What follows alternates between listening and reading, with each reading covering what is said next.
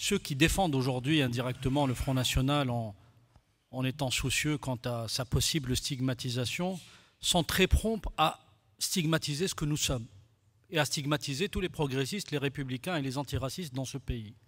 Et je pense que Manuel Valls ou Bernard-Henri Lévy en savent quelque chose de ce point de vue-là. Je ferme la parenthèse pour vous dire la chose suivante.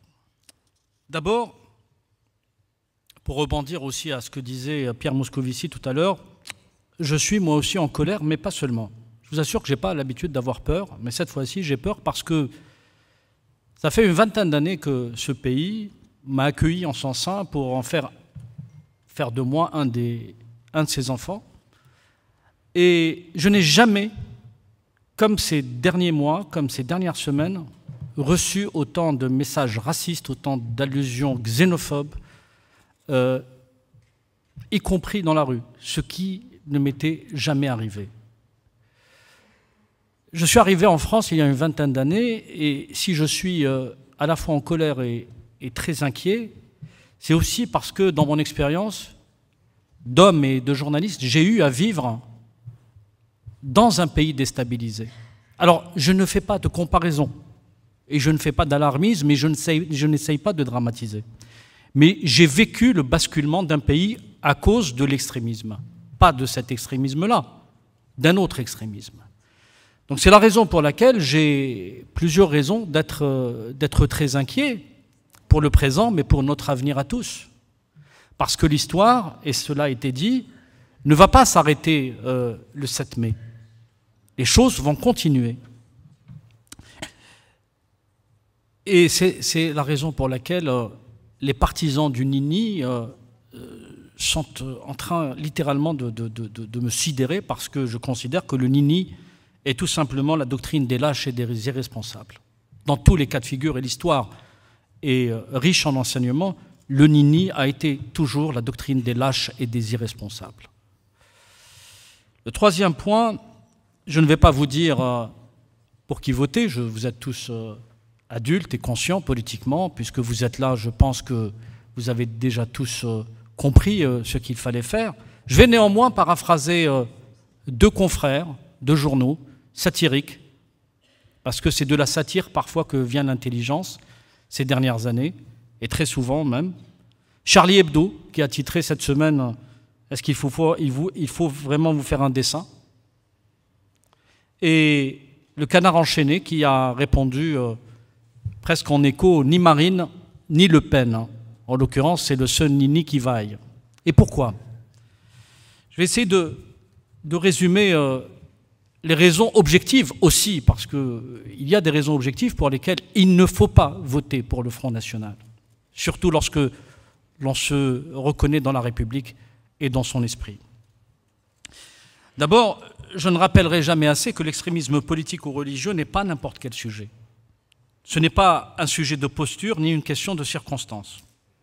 C'est une thématique qui doit être au centre de notre mobilisation, et cela a été dit, car je le précise, je crois que notre mobilisation, que cette dynamique que vous avez initiée, cher Bernard-Henri Lévy, avec Jacques-Alain Miller, à travers de telles rencontres qui réunissent à la fois des acteurs politiques, au-delà des clivages, des intellectuels et des acteurs de la société civile, doit se poursuivre bien après la présidentielle et bien au-delà des législatives, car sinon, nous en sommes tous conscients, je crois, nous allons nous rencontrer ici ou ailleurs, probablement moins nombreux, dans 5 ans, mais avec des résultats qui risquent d'être plus favorables qu'ils ne le sont déjà au Front National.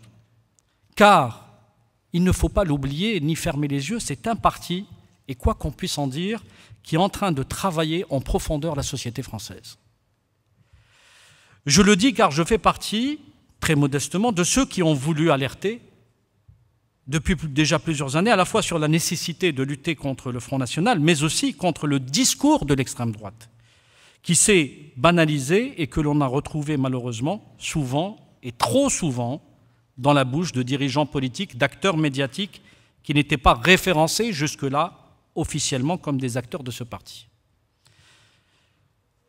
Je me souviens par exemple des cris d'orfraie quand il y a quelques années, j'émettais les plus grandes réserves quant à la ligne de Nicolas Dupont-Aignan. On sait ce qu'il en est advenu. Je le rappelle car certains ont tendance à croire que les discours anti-républicains et les allusions à caractère raciste, homophobe, antisémite, misogyne ne seraient condamnables en définitive que s'ils sont prononcés par des représentants officiels du Front National. Et de ce point de vue, là aussi, je crois vraiment qu'il faut diaboliser, je dirais rediaboliser, à la fois le Front National, mais aussi le discours outrancier et haineux qui caractérise les acteurs extrémistes, tous les acteurs extrémistes. Car parfois, au nom d'une parole décomplexée, d'autres fois au nom d'un discours prétendument opposé au fameux politiquement correct, l'on a accepté que les outrances les plus insultantes aux usages républicains soient banalisées eux aussi. Comme si en France, il n'était plus possible de faire dans le classicisme. Vous savez, il faut reconnaître que dans le débat des années 2000, depuis le début des années 2000, le ton a changé, alors qu'il y a eu le 21 avril 2002.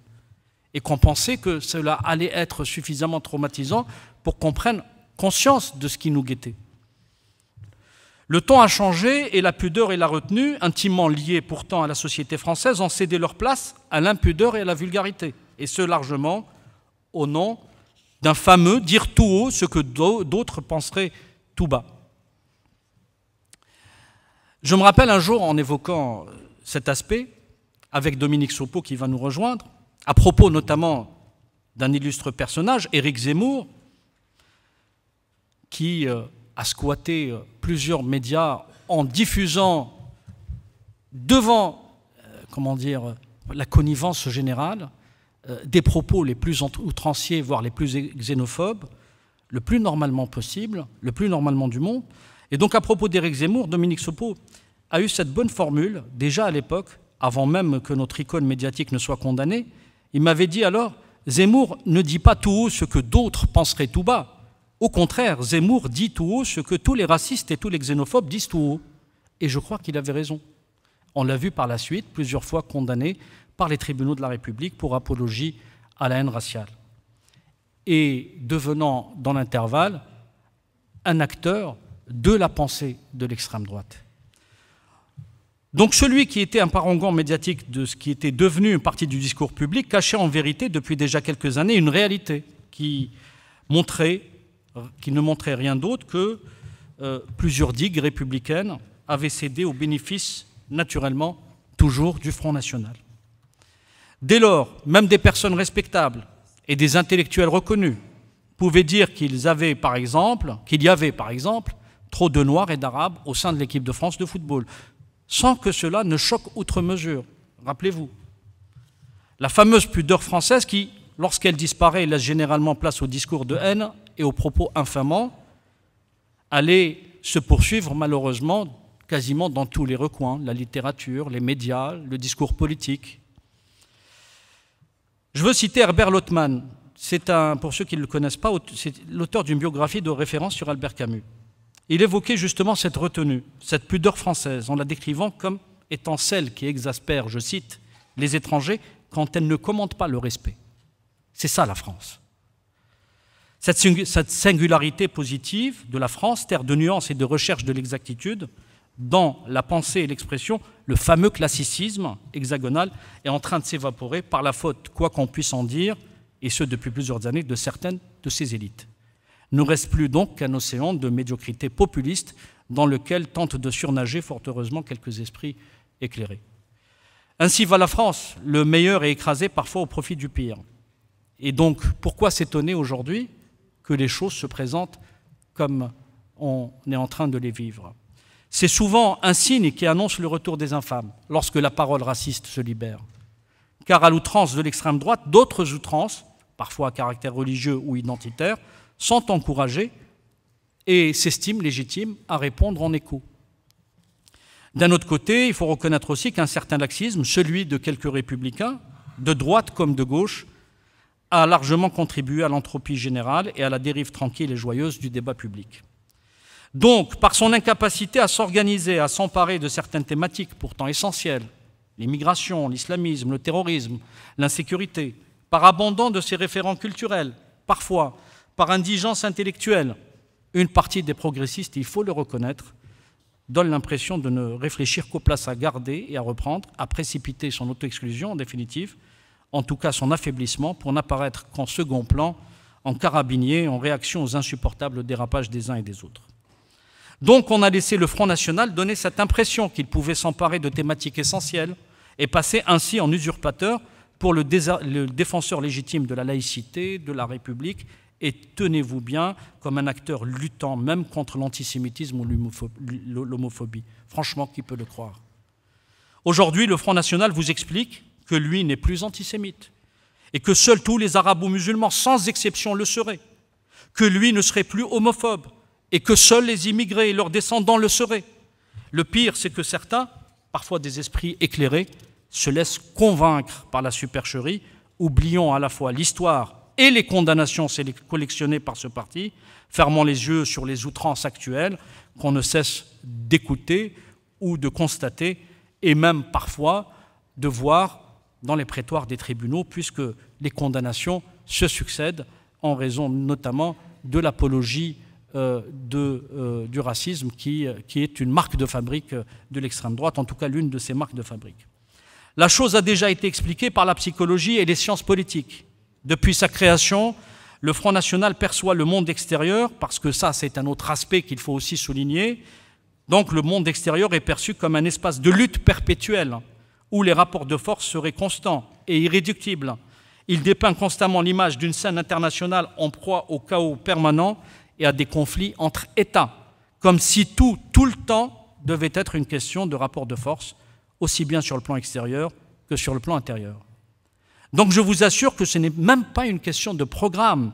Ce n'est pas le programme seulement du Front National qui est dangereux, c'est le Front National qui est dangereux. Ce sont les dirigeants du Front National qui sont dangereux, pour la société, pour l'État, pour la nation et pour la République. Dangereux aussi pour les générations futures. Leur vision du monde, comme je l'ai déjà évoqué, repose en premier lieu sur une perception chaotique des relations entre les hommes dans laquelle tout est possible. Leur approche n'est dotée ni de respect ni d'éthique. C'est ce qui est appelé l'état de nature. Ce concept, pour ceux qui le savent, est théorisé par Thomas Hobbes, notamment ce philosophe anglais du XVIIe siècle, qui avait expliqué que l'homme était un loup pour l'homme. Ce serait donc une question de querelle.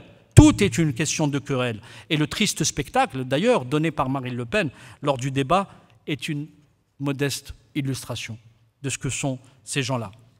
Car ces gens-là ne débattent jamais. Ils se disputent, ils se querellent, ils sont perpétuellement en guerre contre tous ceux qui leur sont opposés. Il n'y a qu'à voir comment ils traitent les journalistes. Il n'y a qu'à voir comment ils traitent les journalistes. Jamais, à ma connaissance, un journaliste n'a été récusé par un parti politique ou par un candidat à la veille d'un débat présidentiel. Alors qui aujourd'hui a envie de vivre sous une logique politique qui dicte que la violence au sens large, à commencer par la violence verbale, est le seul mode de régulation des rapports humains?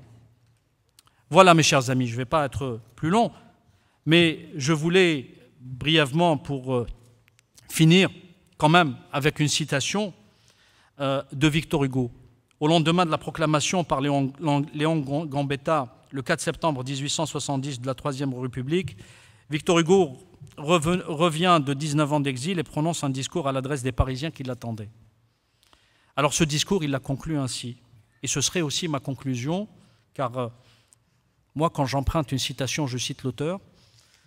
Victor Hugo disait « Je ne vous demande qu'une chose, l'union.